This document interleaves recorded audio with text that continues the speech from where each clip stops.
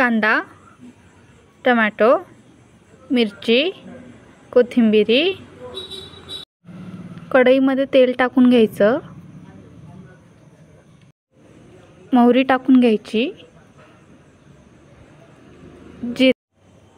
जिरे, कांदा व्यवस्थित लाल होऊ द्यायचा। त्यानंतर टोमॅटो व्यवस्थित हलवून घ्यायचं, ते मिरची टाकून घ्यायची।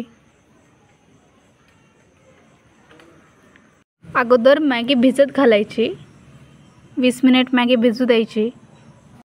आपण मसाले घेऊया। मॅगी मसाला, लाल तिखट, हळद।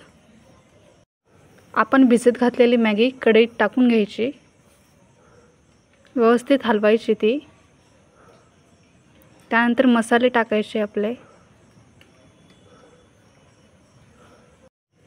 व्यवस्थित सगळी मॅगी परतवून घ्यायची। त्यानंतर कोथिंबीर टाकायची।